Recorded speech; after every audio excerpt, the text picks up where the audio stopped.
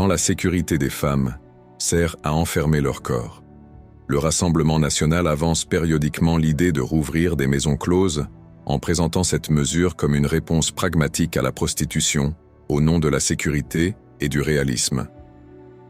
1. Le discours officiel, sécuriser la prostitution par les maisons closes, le RN présente la réouverture des maisons closes comme une mesure de sécurité et de réalisme. 2. Ce que ce discours passe sous silence.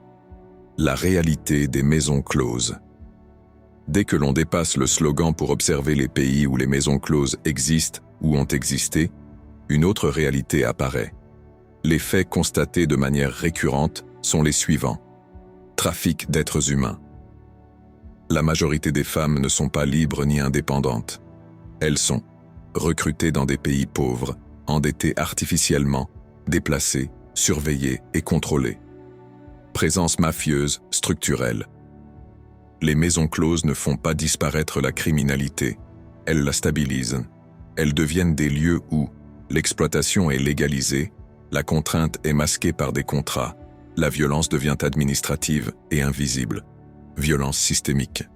Même encadrée, la prostitution implique des actes sexuels imposés, une dissociation psychique, une répétition mécanique des rapports, une perte durable du contrôle sur son propre corps. Il ne s'agit pas d'un travail comme un autre, mais d'un système d'accès sexuel organisé au corps féminin. 3. La logique de l'abattoir, une réalité qu'on refuse de nommer.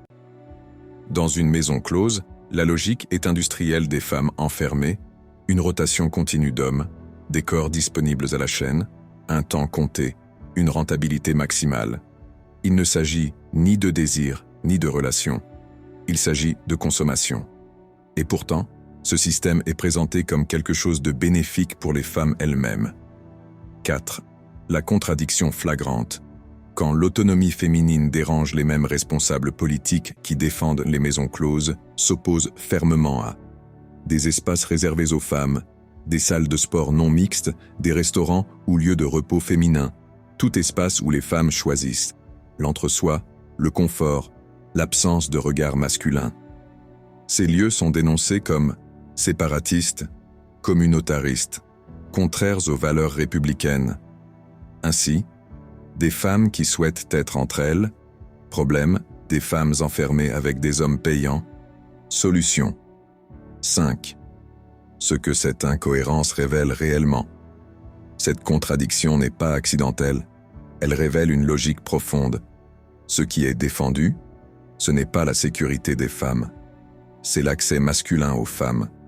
Quand les femmes se retirent volontairement, cela dérange. Quand elles imposent des limites, cela choque. Quand leur corps devient disponible et marchandisable, cela devient acceptable. La question n'est donc pas comment protéger les femmes, mais plutôt comment garantir un droit d'accès au corps féminin tout en le présentant comme une mesure de sécurité. 6. Conclusion.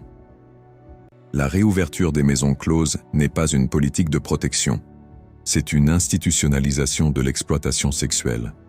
Refuser aux femmes des espaces où elles se sentent libres et en sécurité, tout en défendant des lieux où leur corps est consommé, révèle une hiérarchie claire.